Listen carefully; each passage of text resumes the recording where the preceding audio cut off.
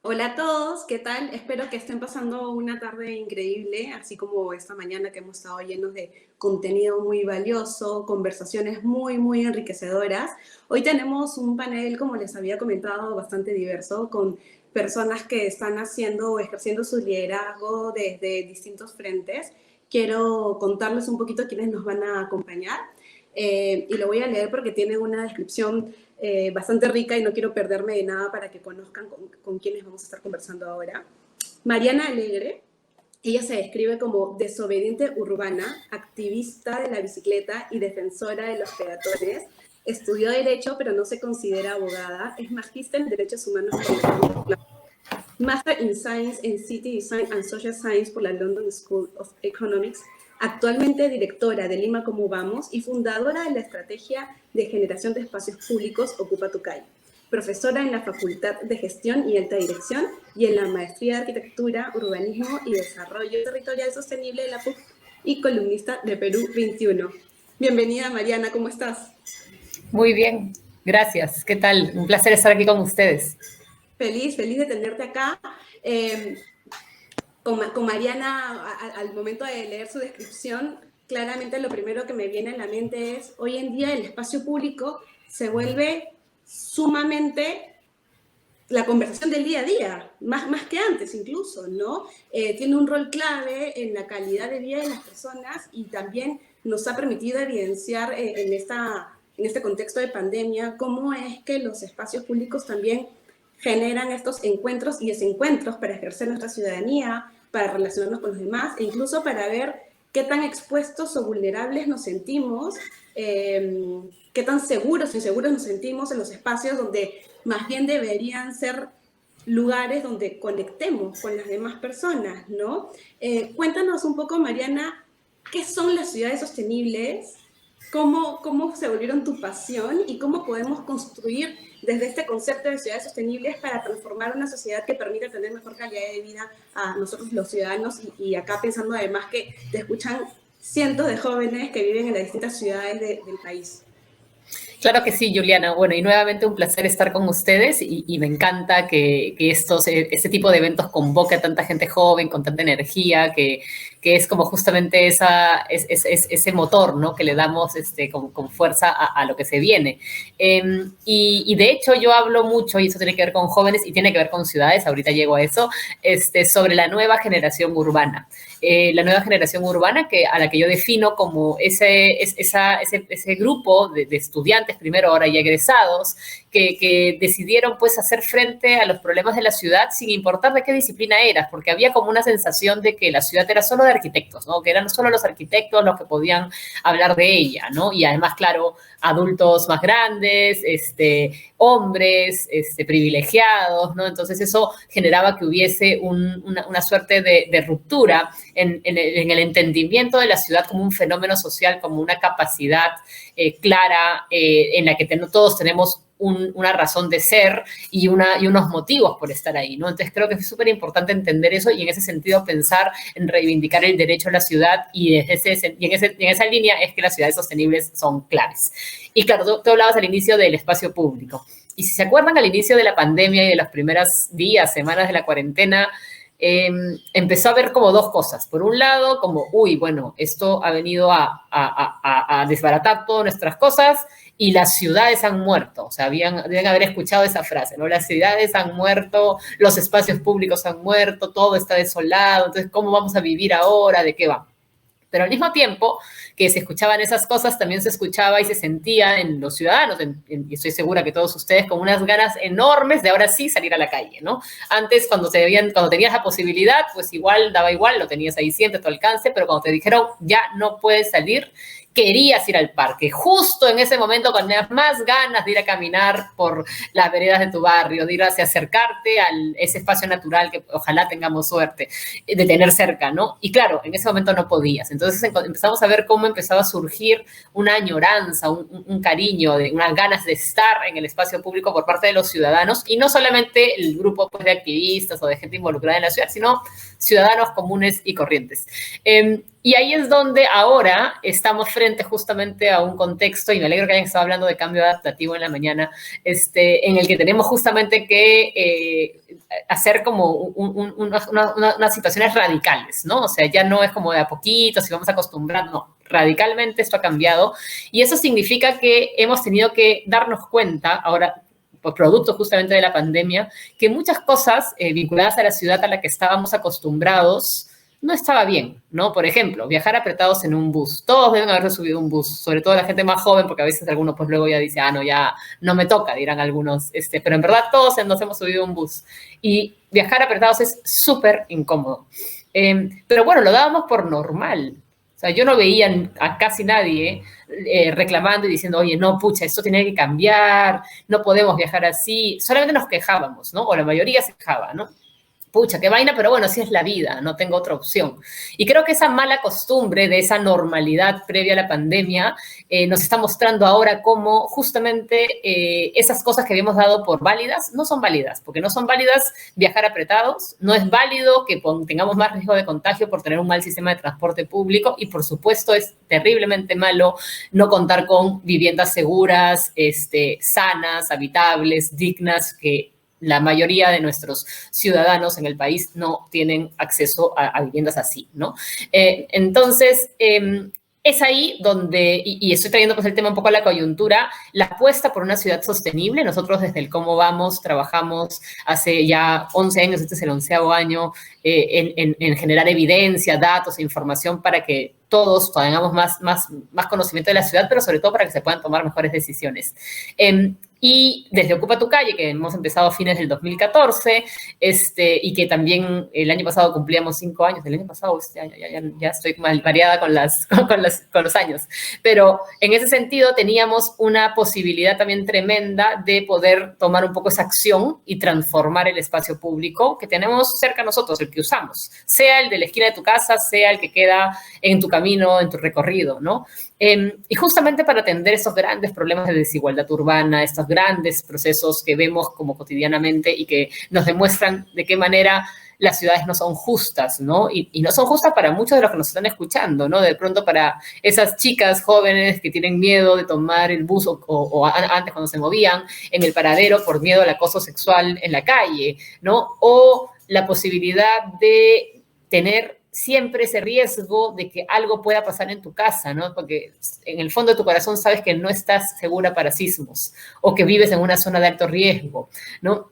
Entonces, todos estos atributos y todos estos temas tienen que ver con la ciudad y tienen que ver con la idea de cómo apostar por una ciudad sostenible acaba siendo mejor. ¿Y qué cosa tiene una ciudad sostenible? Tiene, para empezar, en el centro a la persona.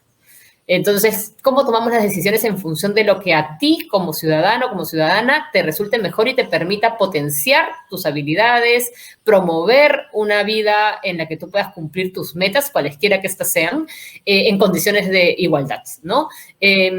Y al mismo tiempo, una ciudad sostenible incluye una serie de patrones y de fenómenos que buscan atender una vida más equilibrada, no solo con la naturaleza, que por supuesto está es intrínseco, ¿no? al concepto, sino justamente con los distintos sistemas que tiene la ciudad. Por ejemplo, ciudades en las que cada uno de nosotros, en el lugar donde vivamos, tengamos acceso a empleo cerca a casa, que no tengamos que viajar 2 horas o 2 horas y media, como es en el caso de la capital, o que tengamos un servicio de transporte que nos conecte a todos. Si somos una persona con discapacidad, es tremendamente difícil moverse en cualquier ciudad de nuestro país, y más aún, nos sale mucho más caro, ¿no? Entonces nos castigan, ¿no? Doble, no solamente porque tenemos la dificultad de movernos, sino que para movernos vamos a tener que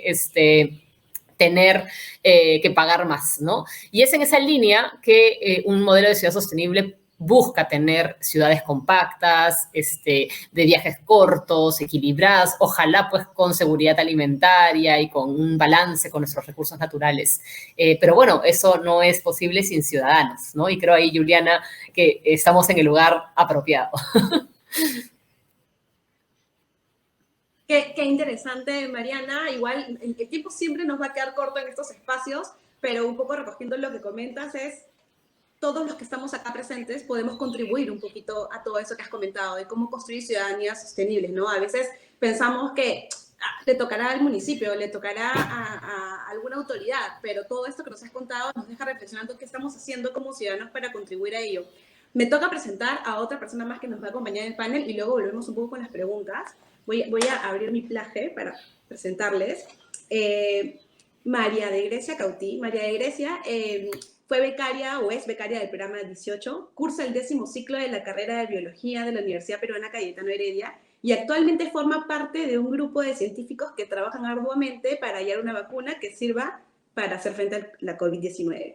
Además, es voluntaria desde hace muchos años en diferentes organizaciones, como por ejemplo la Liga contra el Cáncer. Hola María de Grecia, ¿estás con el micro apagado?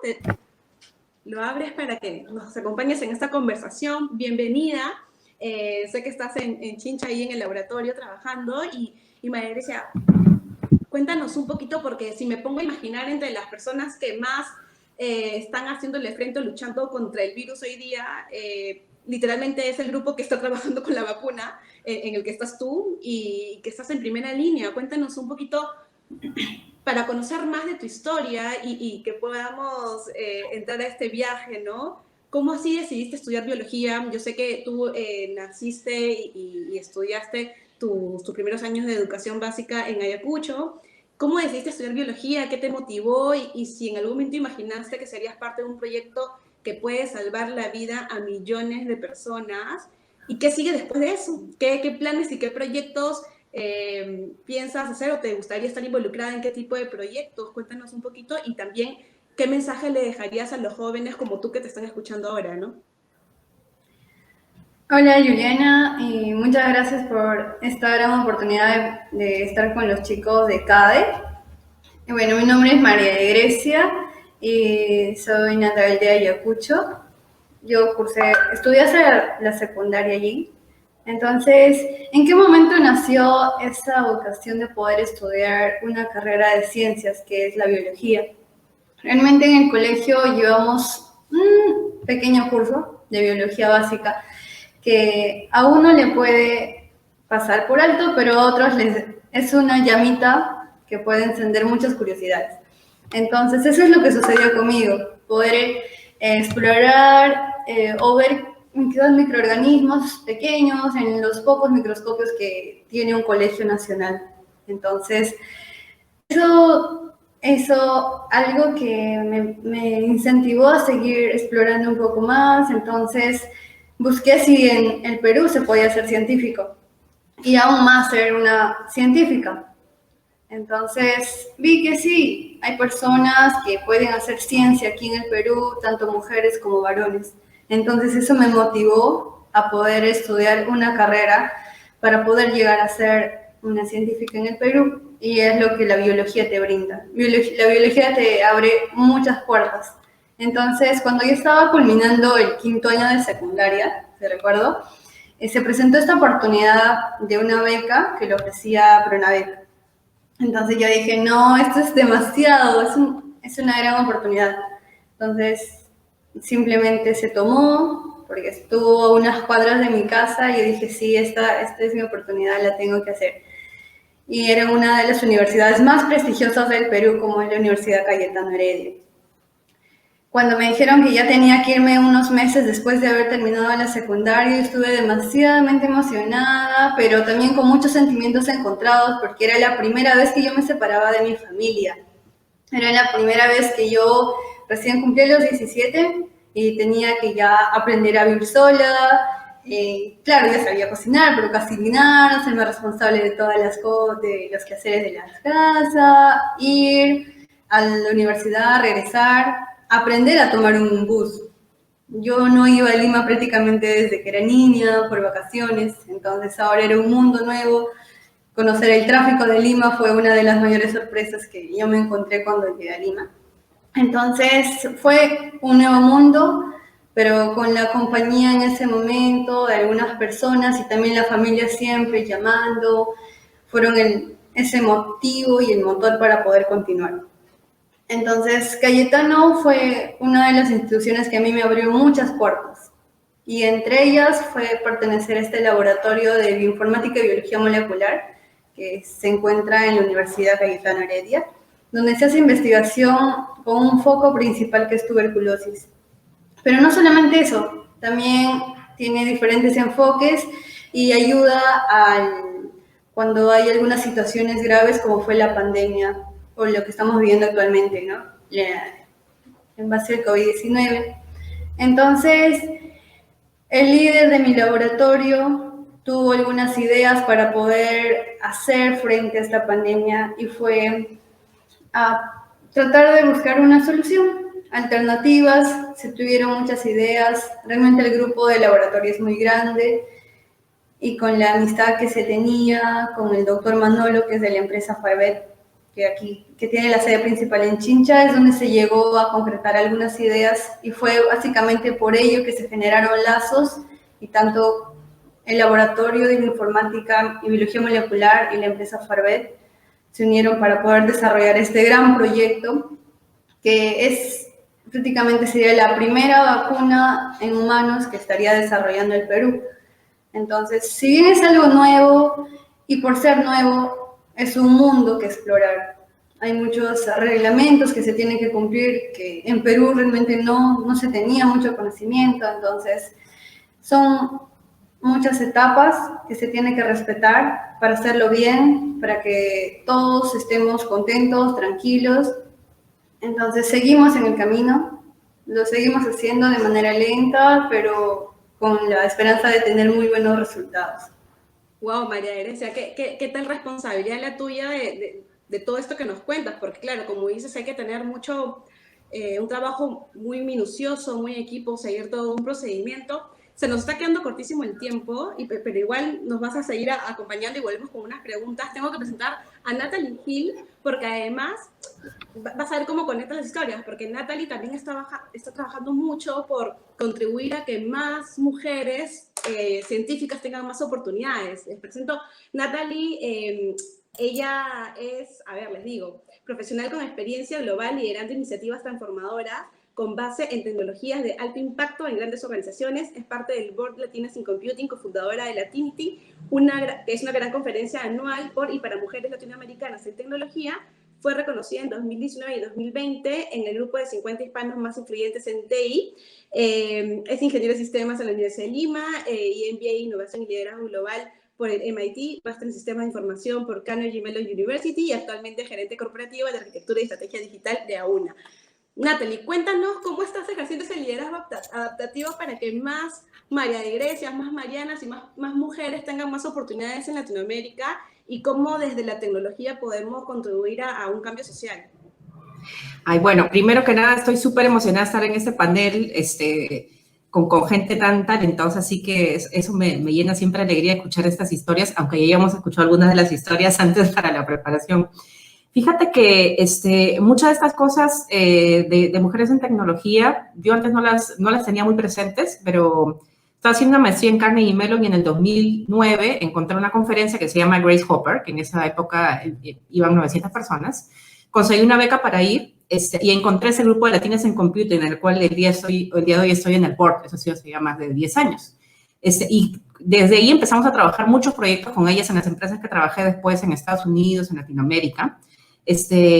Y lo que me parece súper importante es que lo que hicimos fue, oye, no solo quedarnos en un grupo chiquito, sino empezar a crear cosas. Esa conferencia Grace Hopper el año pasado tuvo 25,000 personas, son 25,000 mujeres en tecnología juntas, en una sola conferencia.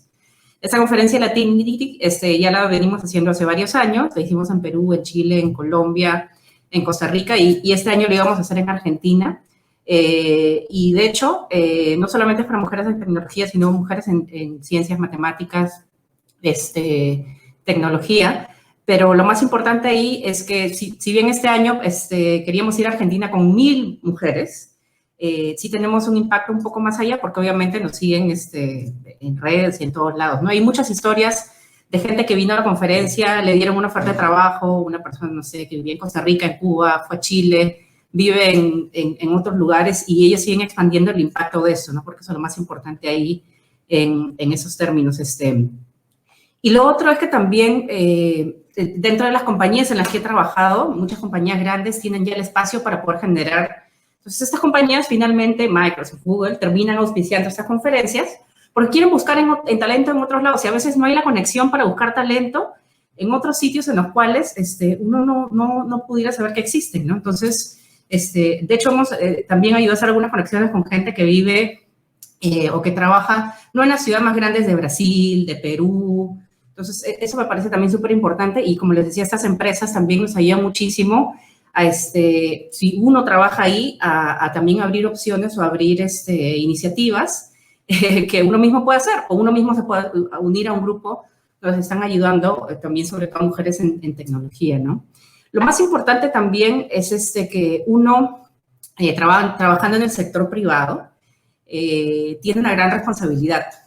Yo a veces cuento esto y digo, tengo más de 20 años haciendo sistemas, obviamente empecé muy chiquita, pero de verdad, desde que uno empieza a practicar y empieza a hacer cosas, de hecho yo fácil he diseñado sistemas que los han usado, si no cientos de miles, millones de personas. Uno tiene una gran responsabilidad con cosas que uno crea, entonces me parece súper importante que tenga un sesgo de oye, eso se tiene que usar de una manera, se tiene que diseñar de una manera correcta para que realmente la gente pueda sacar provecho.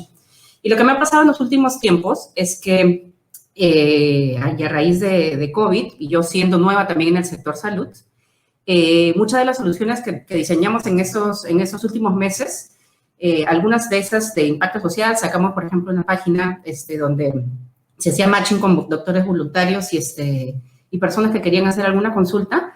Y lo que pensamos fue, oye, ahorita estamos cubriendo de repente, y en salud privada, sobre todo en Perú, es el 10% de la población.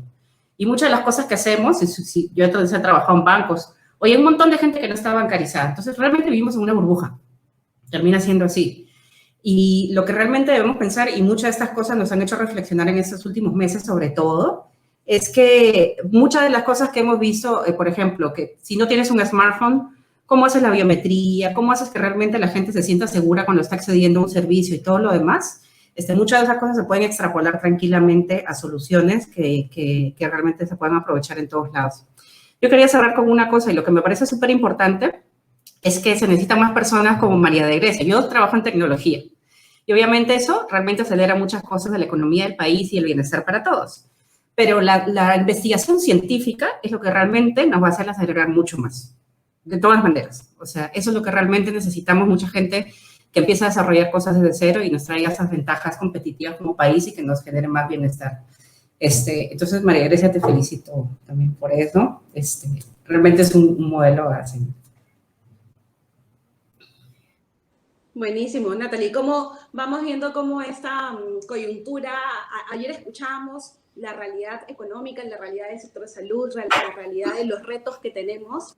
Y también ahora estamos viendo cómo esta pandemia nos está dejando las oportunidades, ver oportunidades de rediseñar y repensar el espacio público, hablar al menos al respecto, que tal vez antes no se hablaba tanto, ponerle más foco y más ojo a la tecnología, a la ciencia y el aporte de las mujeres en ello. Entonces, ciertamente la idea también un poco de este panel es que todos los cadistas puedan ver en qué espacios pueden contribuir con este liderazgo y esta inspiración nata por hacer un cambio social, ¿no? Voy a invitar, gracias Natalie, voy a invitar a Martín Pasache.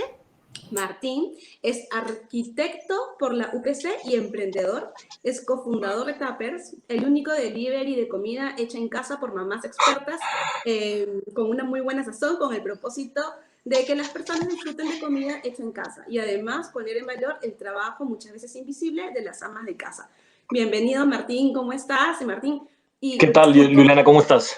Muy bien, gracias. Y con todo esto que hemos conversado en la coyuntura en la que estamos, también como que hay otro espacio para entender cómo viven, cómo enfrentan esta pandemia, esta nueva normalidad, los emprendedores sociales como tú, ¿qué tanto han tenido que variar? ¿Qué tal capacidad de adaptación han tenido ustedes para poder seguir para que su emprendimiento siga avanzando y que puedan pensar, por ejemplo, en los protocolos con sus colaboradores, con su cadena de valor, con las amas de casa? Cuéntanos un poco las mejores lecciones que esta coyuntura te ha dejado como emprendedor. Perfecto, Juliana. Mira, has mencionado dos palabras importantes y que para comenzar creo que es importante que las podamos definir, digamos, ¿no? La parte de emprendedor y la parte de capacidad de adaptarse al cambio, ¿no? O sea, todo emprendedor tiene o debería tener, digamos, esa capacidad de adaptarse al cambio, ¿no? Y tiene siempre el emprendedor esa voluntad de siempre querer sacar adelante el proyecto, ¿no? Para quienes no conocen mucho de Tappers, Tappers es una plataforma digital, es la primera plataforma digital que lo que hace básicamente es conectar una comunidad de amas de casa con clientes que tienen, digamos, la necesidad de cubrir su hora de almuerzo.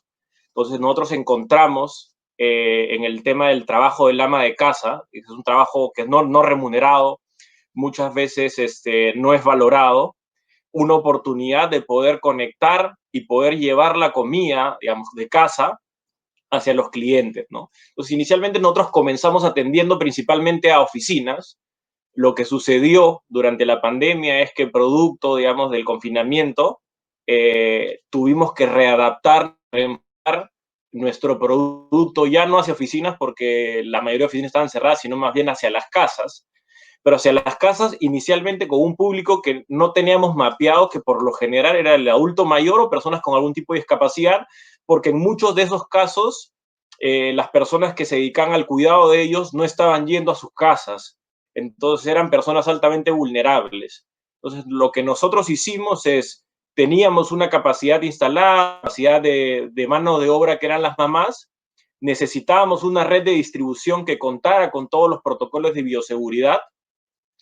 En la comunidad y en el sistema de emprendimiento justamente había una empresa que ya contaba con protocolos de bioseguridad. Entonces hicimos una sinergia con ellos y pudimos llevar inicialmente todo el tema de acción a estas personas, amparados en el decreto supremo que había en ese momento para alimentos como indispensable. Entonces, esto nos ha permitido crecer mucho. Nos dimos cuenta que el impacto que estábamos teniendo hacia estas personas era grande. De hecho, muchas personas que vivían en el extranjero, que tenían a sus padres acá, encontraron en Tappers la solución de poder solucionar, digamos, la semana de almuerzos hacia sus padres sin correr ningún tipo de riesgo, ¿no? Los aprendizajes que también tuvimos, ya no de cara a los clientes, que también son importantes, era de cara hacia nuestra comunidad, porque nosotros tenemos dos frentes de trabajo, ¿no? Tenemos una comunidad de amas de casa y tenemos unos clientes. Entonces, durante la operación y producto de la pandemia, también teníamos que cuidar a nuestras mamás, que finalmente son las protagonistas de todo este proyecto, ¿no? Entonces, lo que nosotros implementamos es la toma de pedidos anticipados, que nos permitía a nosotros organizar y estructurar toda nuestra semana de producción siguiente, y además le permitía a la mamá tener que salir la menor cantidad de veces de su casa buscando la seguridad de ella. De hecho, las mamás salen una o dos veces del fin de semana y durante la semana no salen, y durante ese proceso nosotros hemos implementado sistemas de control de temperatura, temas de control de registros fotográficos, obviamente los temas de PPs para que las mamás puedan estar seguras, y durante el transporte o el delivery también tenemos todo un sistema de protocolos de seguridad para que finalmente toda la cadena productiva esté asegurada, ¿no? Sobre todo porque a quienes atendemos nosotros finalmente son personas, digamos, las personas más vulnerables, y el riesgo es muy alto. Entonces tenemos que tomar nosotros las medidas necesarias para poder garantizar la calidad. Es importante, digamos, cómo es que el proyecto nace desde la iniciativa, desde la idea genuina de querer generar un impacto positivo en la sociedad.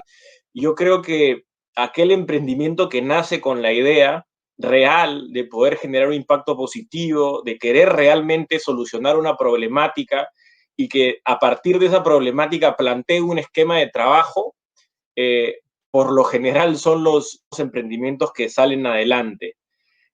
Nuestro enfoque nunca fue un enfoque, digamos, de negocio como negocio para recaudar dinero. En la práctica sucede eso. Sin embargo, siempre tuvimos la idea inicial de poder llevar la comida de casa hacia la mayor cantidad de personas y poder poner en valor el trabajo que hacen las amas de casa durante mucho tiempo y que además es una realidad que no es únicamente de Lima ni de las ciudades del Perú, sino que es una realidad a nivel regional, en donde más o menos el 38 o 40% de las mujeres que realizan actividades domésticas no están remuneradas. Entonces, hay una masa importante de personas que pueden generar unos ingresos extras hacia sus casas, que hoy día, digamos, están haciendo ese trabajo, pero que no reciben ningún tipo de incentivo, no solo económico, ojo, porque en este proyecto es una de las lecciones que hemos tenido, que hay muchas motivaciones, y yo justamente que me encargo de toda la parte de selección de las mamás, he encontrado que si inicialmente mi idea tenía que ver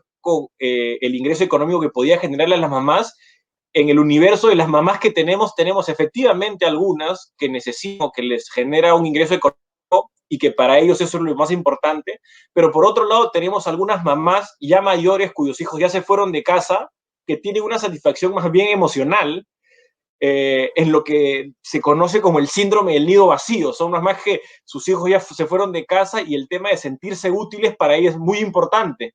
Entonces se encuentran en la de Pampers. Sino que ahorita nos cortan todo si es que sí. no avanzamos con las preguntas, pero eso último que acabas de decir me parece sumamente valioso porque ustedes han partido de lo que conversamos en la mañana, de poner el problema y a la persona en el centro, ¿no? No poner el negocio en el centro, ¿no? Si ustedes, por eso es lo que tú dices, que están teniendo el éxito que están teniendo justamente porque han partido de contribuir a una problemática pensando ya no solamente en cómo contribuir económicamente a las amas de casa, sino también en la salud emocional y la salud mental de esas personas. Y justo aprovechando que estamos ya todos acá en pantalla, hay preguntas también de los cadeístas. Y hay una pregunta para María de Grecia, y hay más personas que también quisieran ser parte de este proyecto en el que tú estás, María de Grecia, y los cadeístas quieren saber cuándo van a pedir voluntarios para las pruebas. La verdad que es una pregunta que muchos nos la han realizado, y la respuesta que yo les he dado y también todos los colaboradores es de que paciencia. Aún estamos terminando las fases preclínicas, donde falta poquito para empezar la fase en humanos, entonces ya en ese momento se dará a conocer los voluntarios, que claramente van a ser peruanos. Solo paciencia. Gracias, María Grecia. Vamos a estar muy alertas, muchos de los cadeístas y muchos de los que estamos acá también participando. Para Mariana, ¿cómo empezar a generar conciencia sobre la importancia del espacio público? Por ejemplo, para que María Grecia, cuando ella decidió estudiar biología, no tenga que mudarse a Lima, sino que haya tenido tal vez, si lo hubiera querido, pero que haya sido tal vez una decisión suya y no la única opción que tenía, y tal vez poder haber estudiado en su ciudad y con su familia, ¿no? No, y no enfrentarse al horrible tráfico, ¿no? Que mencionó cuando recién llegó. A ver, primero es que hay que usarlo, ¿no? Nosotros ya vamos a ocupar la calle. Obviamente en un contexto de pandemia no es una ocupación pues así como antes, ¿no? Es que hay que hacerla con distanciamiento, con cuidado y obviamente siguiendo todas las recomendaciones del gobierno en el marco de la emergencia en la que estamos. Pero sí es que tenemos que estar alertas también de interpretar cuáles son cosas absurdas, ¿no? O sea, que en Lima, por ejemplo, estamos muy acostumbrados a que haya que pagar por entrar a un parque. Los parques zonales tienen un costo, la entrada cuesta, y eso está mal. O los letreros de prohibido pisar el césped, ¿no? Que nosotros preferimos cambiar por otros de permitido sentarse, ¿no? Entonces, y en ese sentido es que aparece esta idea de desobediencia urbana de la que yo hablo, en el sentido de justamente tomar en tus propias manos la posibilidad de transformar el lugar donde vives, el lugar donde estás, pero haciendo con un objetivo común, ¿no? Entonces no se trata de ocupar la calle para, no sé, pues cuadrar mi carro o cercar y ampliar mi casa, sino se trata de tomar la ciudad y entregarla a ese fin colectivo, ¿no? Que creo que es lo que importa. Súper. Déjame terminar de leer claro acá. Una pregunta para las científicas. ¿Cómo enfrentar el reto de la tecnología en un país con tantas brechas? ¿Quién quiere responder, Natalie? Y de ahí María Grecia puede tal vez agregar algo. Es que yo no soy científica, pero puedo responder una partecita. O sea, no me considero científica, sino, de hecho, soy ingeniera. Que no ejerzo ese tipo de ciencia. O sí, no sé. Bueno, Yo considero los científicos más bien los que hacen investigación científica, ¿no? Es bien difícil, pero yo a veces cuando me preguntan eso dices, siempre hay una persona que te puede ayudar, una. Entonces, o a veces yo digo, ya no tienes que hacer una gran conferencia o hablar en CADE para impactar al resto. Tú puedes buscar ayuda de alguien con el que tienes confianza y decir, ¿sabes qué? Del género que sea o de donde venga y apoyarte a esa persona, ¿no? O tener una red un poquito más amplia, que puede ser tu familia, tus compañeros, todo.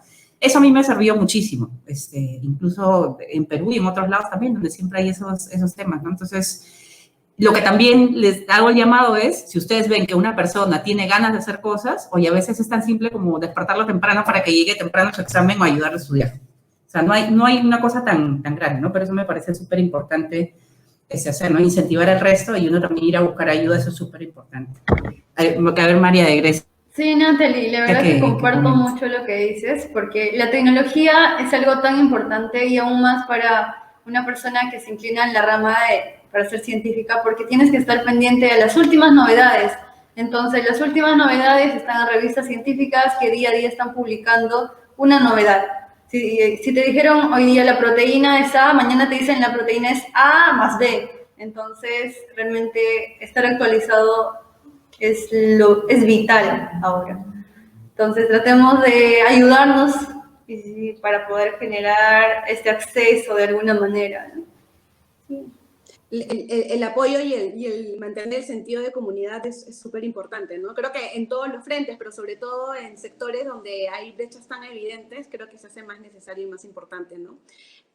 Martín, ¿cuál ha sido tu mayor reto como emprendedor actualmente, ¿no? O sea, en esta coyuntura, si nos puedes contar brevemente qué es aquello que hayan tenido que resolver que dijiste, pucha, no me imaginaba esta, eso sí fue completamente nuevo para nosotros. Yo creo que la mayoría de cosas dentro de lo que teníamos proyectado estaba ahí como, no, digamos, no es que haya sorprendido, pero, digamos, uno de los grandes retos fue el tema del delivery, digamos, ¿no? El tema del transportar los alimentos y ser capaces de poder abarcar todo Lima moderno con cantidad de los protocolos de seguridad, ¿no? Eso por un lado, y por otro lado es cómo podíamos adaptarnos debido a la pandemia en la utilización de las nuevas plataformas para podernos comunicar con las mamás y poder controlar el tema de la cocina o el tema de la elaboración de los alimentos porque ya no podía ser presencial, digamos. Entonces, enseñarles, capacitarlas en el uso de estas plataformas que muchas de ellas no las han visto y que no las utilizan y que en general el tema de la tecnología no ha sido muy sencillo para ellas, fue uno de los retos, sobre todo con las mamás, ¿no? Sobre todo con las mamás. Y lo otro era cómo podíamos captar también al público nuevo de personas adultas que tampoco utilizan plataformas de tecnología. Esas básicamente han sido los conflictos o las dificultades más grandes que hemos podido tener. Buenísimo. Mariana, una pregunta. ¿Qué reto nos darías a todos los que estamos ya como ávidos para hacer ya? Mañana salgo a mi barrio y voy a contribuir a que tengamos ciudades más sostenibles. ¿Qué podemos hacer desde donde estamos? Bueno, hay muchas cosas como individuales que pueden hacer, ¿no? Ahí, aquellos que tengan la opción, pues búsquense una bicicleta, desempolven esa que está oxidada ahí atrás, escondida tras los cachivaches, pónganla a punto y úsenla. También, por supuesto, convoquen a sus vecinos, ¿no? Yo creo que también la cuarentena le dio la oportunidad a un montón de personas de realmente hablar con el vecino. Uno lo podía conocer, pero de repente no tenía el número de celular, o se hablaba más bien para situaciones menos relevantes, ¿no? Entonces, ahora que ya estamos más cerca, pues mantengan esos vínculos, propongan alguna situación, de repente ayudar a alguien, resolver algún problema del barrio, y bueno, si ya quieren ir un paso más allá, pueden ubicarnos en Ocupa tu Calle y contactarnos para que les demos las pautas para cómo hacer una transformación en sus espacios públicos según lo que necesiten. Súper. María de Grecia, tú que ya además estás en el mismo rango etario de todos los cadistas que nos están escuchando, ¿cómo vive una joven como tú y con la experiencia que has tenido esta experiencia y qué le aconsejarías a los jóvenes que están deseosos de vivir un sueño como el que tú ya lo estás viviendo, ¿no? O sea, ¿qué consejo les darías? ¿Qué cosas deberían tener en cuenta o qué cosas deberían dejar de lado? Me siento, la verdad, muy afortunada, muy bendecida de esta gran oportunidad que se me dio. Y decirles a los chicos que me parece que hay un gran grupo que tiene entre 22, 23, entonces estar preparados, aprovechar este tiempo para aprender todo lo que uno quiera hacerlo, porque las oportunidades van a llegar, entonces te tienen que coger listo, te tienen que coger atento para que solamente la tomes y puedas hacerlo. Entonces, todo a su tiempo y solamente estemos capacitados, estemos listos para eso. Buenas vibras para todos y que las oportunidades hay, solamente hay que buscarlas. Hay becas para estudiar en el extranjero, hay becas para estudiar carreras, entonces no nos quedemos quietos porque tampoco es que va a tocar la puerta la oportunidad y sigamos buscando. Qué importante eso, ¿no? No nos quedemos quietos, ¿no? El estar en movimiento es lo que va a contribuir a que sigamos empujando, porque al final casi todos queremos ir hacia el mismo lado, ¿no? Todos queremos construir un mejor Perú. Natalie, conversábamos en interno hace unos días, ¿cómo podemos hacer para que las mejores prácticas que están pasando en el mundo corporativo, porque por N razones tienen posibilidades tal vez mayores o mejores que en el sector público, ¿cómo hacemos para que esas mejores prácticas se extrapolen a la mayoría de ciudadanos? ¿Tienes alguna tesis, teoría, alguna idea, algún ejemplo en todo caso que hayas conocido? Sí, fíjate que la mayoría de cosas que se diseñan, digamos, por el lado de experiencia, pero también de tecnología, están pensadas muy acotadas para el público o para el mercado al cual se quiere llegar en las compañías. Sin embargo, tú sabes que esto ya nos ha venido pasando, y no solamente en la compañía en una donde trabajo ahorita, pero desde hace mucho tiempo, justamente por el nivel de penetración en general, de conectividad. Y tú me dirás, oye, ¿conectividad quiere decir que todo el mundo tenga un teléfono móvil inteligente? No. Si tienes un teléfono o un zapito, ya estás conectado. Entonces, hay muchas otras oportunidades que las empresas ven. Por lo tanto, ya nosotros los que diseñamos los sistemas vemos también unas oportunidades. Es más fácil extrapolar esas cosas, ¿no? Entonces, por ejemplo, el tema de la biometría, ¿no? Hay cosas que son muy estrictas que te piden una identificación biométrica. Obviamente, el día de hoy uno no va a salir de su casa a firmar un papel al banco si tiene muchos años porque se expone al COVID o de repente a veces no quiere ir a que le tomen una foto. Entonces, hay muchas cosas que el día de hoy funcionan bien en un smartphone o bien en un teléfono zapito y te hace una identificación biométrica básica, pero también funciona. Entonces, muchas de esas cosas, pensarlas, también no son tan difíciles porque la regulación es la misma para todos. Entonces, no tenemos que pensar un poquito más allá, 1%, 2%, y realmente lo que estamos pensando para ese 10, 15, 20% de la población es completamente extrapolable. De verdad que no es difícil y vale la pena el esfuerzo porque, como decía hace un rato, vivimos en una burbuja. Y eso, la verdad, la realidad a veces no es así, ¿no? Bueno, la realidad de todos tenemos realidades, pero la realidad de todos. Entonces, eso me parece súper importante. El día de hoy, la brecha en pensar así es menos complicada. Antes lo era más. Y solamente para conectar y cerrar, Natalie, ¿tú crees que la situación actual nos ha llevado a ser mucho más tecnológicos y igual tenemos una brecha digital en el país y eso también como que nos distancia un poco más? Es que se ha cerrado de los dos lados, porque sí, nos ha llevado a ser mucho más digitales, tecnológicos.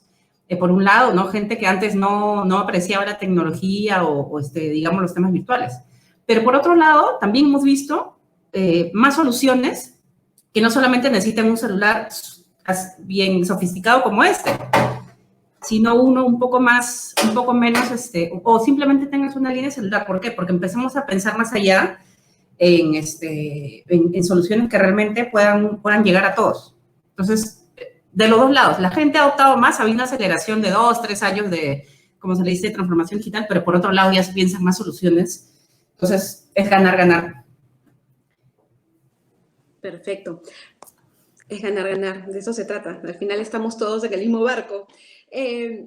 Mariana, nos preguntan un poco cómo es que podemos trabajar mucho más en ciudades sostenibles, compactas, si el gobierno y algunas municipalidades no necesariamente están conscientes de la importancia del desarrollo o no necesariamente están trabajando planes urbanos, ¿no?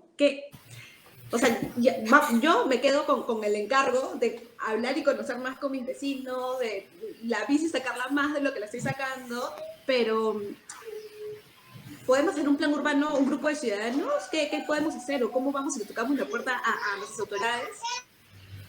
A ver, sí, efectivamente es una preocupación importante porque vemos cómo el camino que debíamos estar tomando no está siendo trazado pues, por las autoridades, ¿no? Y por eso hablaba también de esta nueva generación urbana donde justamente están todos ustedes que nos están escuchando, que tiene que ver con ese interés, ese involucramiento desde lo técnico también, ¿no? No solamente desde los ciudadanos, sino desde lo técnico. Entonces, ya estamos viendo cómo, por ejemplo, algunos voluntarios nuestros de Ocupa tu Calle están trabajando en municipios y empiezan a escalar y a hacer su carrera pública y de pronto se empiezan a encargar de peatonalizaciones y siguen sufriendo porque sus jefes les dicen que todo mal, que así no, o al revés, con tendencias ya desfasadas, pero justamente ese avance, digamos, esa penetración de esta nueva generación urbana a puestos de decisión empieza a llegar porque estamos haciendo un recambio generacional. Entonces lo vemos en los ministerios, donde todavía hay mucha gente con enfoques antiguos y algunos cuantos jóvenes con enfoques modernos que empiezan a hacer más y a tener más voz y a tener más poder, ¿no? Entonces esa nueva generación urbana es técnica,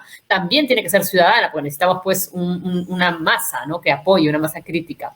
Y un poquito, solamente para cerrar, en relación a lo que decía María de Grecia, de la posibilidad de aplicar a becas y cosas, miren, lo peor que les van a decir es que no. O sea, ¿qué más va a pasar?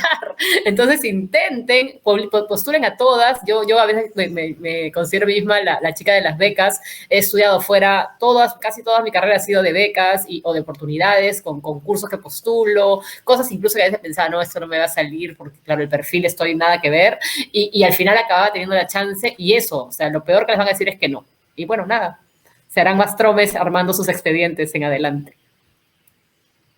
Qué buena eso de la chica de las becas. Ya podemos consultarte por más cosas además en un próximo panel probablemente. Y Martín, muchos de los cadistas que están acá con nosotros o ya tienen un emprendimiento o están pensando tener uno y con los que he tenido la oportunidad de conversar han empezado a tenerlo y se han apagado y la mayoría de veces es, pucha, es que no nos alcanza el tiempo, el equipo con el que quiero trabajarlo o con el grupo que tenemos se nos va el día a día, tenemos igual una chamba, tenemos nuestras prácticas, nuestras familias, y no nos da el tiempo.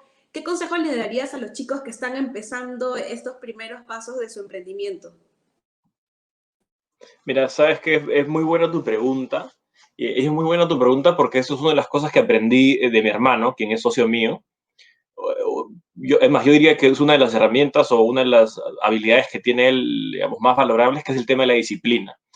O sea, nosotros cuando comenzamos hace 2 años, me acuerdo que no teníamos todavía armada la idea, pero teníamos la disciplina de invertir un bloque de horas a la semana en el proyecto. No importa si no teníamos nada o si es que nos sentábamos a decir algunas cosas, ideas locas, o sencillamente a veces a comer y a seguir diciendo cosas que quizás no estaban muy aterrizadas, pero el tema de la disciplina es muy importante. El tema de determinar un bloque de horas, sea 1, 2, 3, 4 horas, las horas que cada uno pueda tener, porque poco a poco se va a ir avanzando y poco a poco el proyecto va a ir aterrizando. Lo otro que es importante es, todo emprendedor es muy apasionado, pero dentro de esta pasión y este sueño, sin importar cuál sea el proyecto que esté abordando, tiene que tener una cuota de realismo, digamos, ¿no? Porque el emprendedor en general, y eso nos incluye a nosotros, tiene un bloque o una cantidad de recursos limitada. Entonces, tiene que ser muy inteligente para implementar o invertir sus recursos, pero también tiene que ser realista de decir, oye, hasta aquí es suficiente porque nosotros ya lo empujamos y porque por más de que queremos, esto no está funcionando. Entonces, tiene que haber un poco de los dos también, digamos, ¿no? Para luego no terminar estando en un problema. Pero creo que son básicamente esas dos, el tema de disciplina, el tema de ser muy apasionado, el tema de no darse por vencido con facilidad. Y eso también creo que es una habilidad que tiene que tener el emprendedor. Yo recuerdo con mi hermano cuando recién comenzamos, compramos una motito y él hacía los primeros repartos. 4 fondos se los llevaba a los clientes y eso nos permitió a nosotros conocer toda la cadena. Entonces, involucrarte en el proyecto, ser parte del proyecto, conocer el proceso, en nuestro caso, desde que se cocina el envase de comida o el fondo hasta que llega a las manos del cliente, e intentar recolectar la mayor cantidad de data posible de todo lo que puedas. No importa si en ese momento no lo necesitas, en algún momento lo vas a necesitar. Entonces, esa creo que serían los 3 consejos importantes para las personas que están emprendiendo, ¿no? Que nunca se den por vencido, que si tienen un deseo y los motiva de corazón, vayan por eso, ¿no? Vayan por eso y que no se dejen, digamos, vencer al primer no o porque la primera vez no le salió tan bien, ¿no? Totalmente de acuerdo, Martín. Es más, creo que son consejos de vida, no solamente para los emprendedores, para todos. Tengo que hacer una pregunta porque creo que es una de las preguntas que más están haciendo, María Grecia.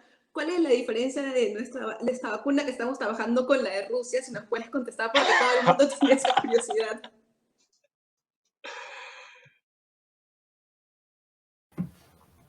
Ok, nosotros tenemos 2 alternativas, bueno, ahora ya 3, bueno, 2 alternativas principales de vacunas y las 2 están basadas en una proteína viral del virus SARS-CoV-2. La primera de ellas consiste en inocular al individuo una proteína de superficie del virus que se llama la proteína RBD con el fin de que el organismo genere inmunidad, que es el objetivo de una vacuna. Por otro lado, tenemos a una bacteria entérica, que es Salmonella, que tiene una modificación genética para poder expresar en su superficie la proteína RBD, también proteína de superficie del virus SARS-CoV-2, con el mismo fin, generar inmunidad. Entonces, la vacuna de Rusia todas las vacunas tienen este enfoque de poder generar inmunidad en el organismo, de generar una respuesta de memoria según una infección real, pero esta vacuna de Rusia es en base a un baculovirus, a un bacteriófago que infecta, o sea, es un mecanismo diferente, pero la verdad que todas las vacunas llegan al organismo y tienen el mismo objetivo de generar una memoria para poder responder a una infección real más adelante. Eso prácticamente sería como exponerles más a detalle, como en la base molecular, pero sí, o sea, todas las vacunas tienen ese mismo fin, ¿no? Y nosotros también perseguimos eso. Muchísimas gracias, María Grecia. El tiempo es tirano y sobre todo en conversaciones tan enriquecedoras duele más. De verdad tenemos que ir cerrando y espero que todos los cadistas y ustedes como miembros de este panel hayan disfrutado de esta conversación un poco acelerada, pero que hayan disfrutado de este espacio, de contar qué cosas se están haciendo desde otros frentes, qué se está trabajando desde la ciudadanía, desde la sostenibilidad, desde la tecnología, desde la ciencia, desde el emprendimiento, de ámbitos en los que todos deberíamos estar volteando y contribuir. Yo quisiera cerrar solamente diciendo que para nosotros ustedes son referentes de lo que hablábamos en la mañana del liderazgo adaptativo. Y por eso creo que era muy importante que los cadistas puedan conocerlos, conocer su historia, conocer su experiencia y qué es lo que están haciendo para que vean la infinita cantidad de posibilidades que hay de ejercer un liderazgo que contribuya a un cambio social, ¿no? Que puedan ver cómo se ve en la cancha ese liderazgo, ese cambio social y no sé si de manera muy breve, antes de que me cuelguen, en 1 minuto cada uno nos puede decir cómo podemos todos construir un mejor Perú. ¿Quién quiere empezar? María Grecia, dale. Sí, considero que formar un mejor Perú, por mi lado, es seguir apostando por la ciencia. En este periodo de tiempo nos hemos dado cuenta que falta mucha inversión, falta mucho apoyo a esta parte que investiga, que genera nuevo conocimiento. Entonces, ¿por qué esperar pruebas moleculares del extranjero? ¿Por qué esperar soluciones a enfermedades que son netas del Perú si nosotros podemos hacerlo? Solamente necesitamos un poco de apoyo del Estado, de otras instituciones. No tenemos que salir al extranjero a decir, por favor, denos un poco de apoyo económico porque tenemos esta idea. Entonces, más enfoque en la parte de investigación, Eso ayudaría a generar un Perú mejor.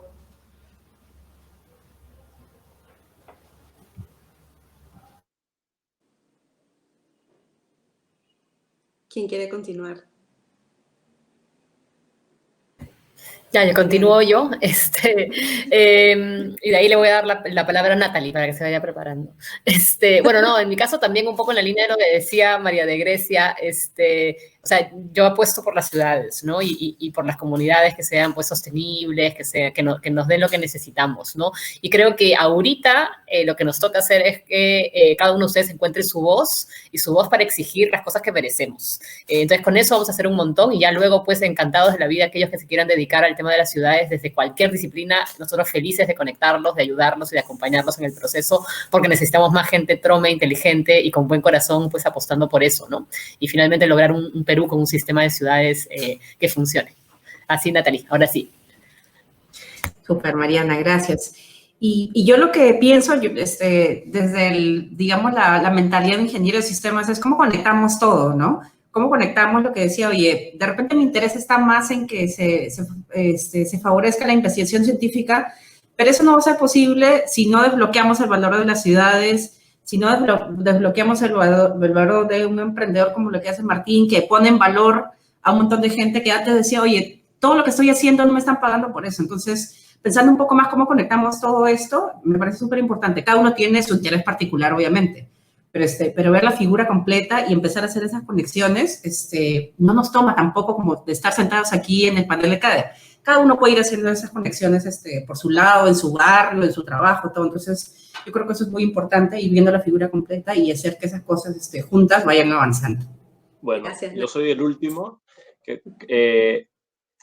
Yo creo que finalmente, no importa desde dónde lo enfoquemos, lo importante es intentar desde la tribuna que tiene cada uno ser un agente activo, ser una persona activa, que se interese, que sea empática con el problema que exista y que luche y que vaya tras de eso, aun cuando todas las cosas o el marcador está en contra, creo que siempre es bueno ir hacia adelante. Y yo siempre recuerdo una frase que leí en uno de los libros que dijo Donald Kendall, que es el CEO o fue CEO de PepsiCo, que decía que en el único lugar en donde el éxito es antes que el trabajo es en el diccionario. Entonces, que sepamos que para cualquier tipo de beneficio o éxito que podemos tener, tiene que haber atrás una disciplina y un trabajo en búsqueda de mejorar nuestra realidad, pues, ¿no?